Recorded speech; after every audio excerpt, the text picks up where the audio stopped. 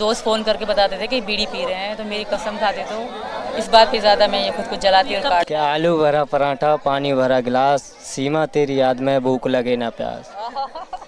आप देख नहीं रहे मीडिया में पाकिस्तान लोग गाली दे रहे हैं मुझे कि पाकिस्तान आने की कोई जरूरत नहीं, आए तो जूतों से मार मार के मार देंगे इसको, कोई कह रहे थप्पड़ों से मार देंगे, कोई कह रहे गला काट देंगे, कोई कह रहे फांसी लगा देंगे। बेटी हूँ, यहाँ की बहू हूँ, तो भारत को धमकी दे रहे हैं, सिर्फ मुझे नहीं पूरे भारत को धमकी दे रहे हैं कि सीमा लौटा दो।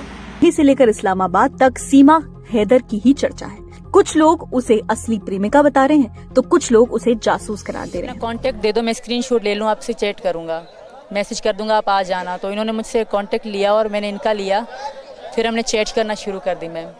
शुरू में मैं 20 में इनसे मिली थी। शुरू में मेरा कोई इरादा नहीं था कि मैं इनसे इतना प्यार होगा या मैं यहाँ पे आऊँगी, ऐसा कुछ भी नहीं था हमारे बीच। हम खाली फ्रेंड थे, फ्रेंड ही रहे 1 साल 1.5 साल तक। फिर जब मतलब मुझे लगा, और मेरे पापा की डेथ होने के बाद खास तौर की जगह कुछ आपके हाथों पे ये सारे मैं निशान भी देख रही हूँ, ये क्या है? ये किसने, क्या किसी ने किया है? नहीं, मैंने खुद करा था। उनके प्यार में हमारी लड़ाई होती थी, शादी वगैरह पे जाते थे मुझे बताए बगैर, तो इस बात पे हमारी ज़्यादा लड़ाई होती थी। तो इस कारण ये बीड़ी पीते थे मुझसे चोरी चोरी। ये चोरी छिपे पीते थे? हाँ, तो मुझे इनके दोस्त फ़ोन करके बताते थे कि बीड़ी पी रहे हैं, तो मेरी कसम खाते तो इस बात पे ज़्यादा मैं ये खुद को जलाती और परेशान थे ना।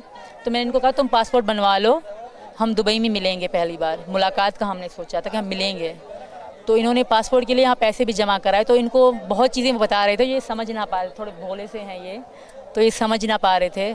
तो फिर नेपाल के बारे में हमें पता पड़ी कि नेपाल में इंडियन लोग बगैर वीज़े के या बगैर पासपोर्ट के आ सकते हैं।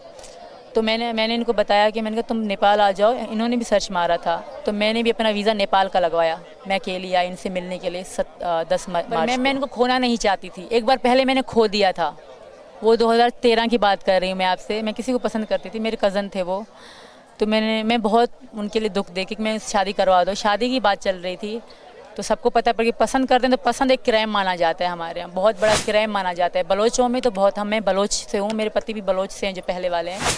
तो बलोचों में लव करना बहुत बड़ा क्राइम, वहाँ काला कारी कहते हैं। जो लड़का अगर पसंद करे काला, लड़की करे तो काली।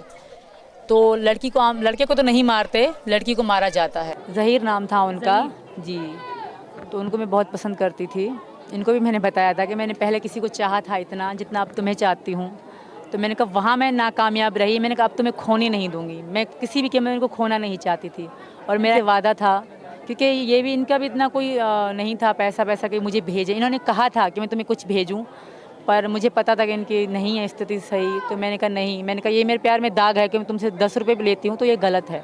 अभी तो गदर फेवरेट लग रही है। कहानी गदर जैसा ही रील भी गदर गानों में बहुत हैं। जब वहाँ होती थी तो मैं इन पे ही बनाए, प्राइवेट थी अब पब्लिक कर दी है, तो इन पे ही बनाया करती थी कि घर आजा परदेसी। इन पे ही ज़्यादा मेरी रील थी कि मतलब मुझे ले जा मुझे परदेसी, इस तरह की मैं लिपसिंग करती थी उन रील गानों पे। बस प्यार का था, मतलब हम प्यार करते थे आपस में। के लिए यहाँ तक आ गई?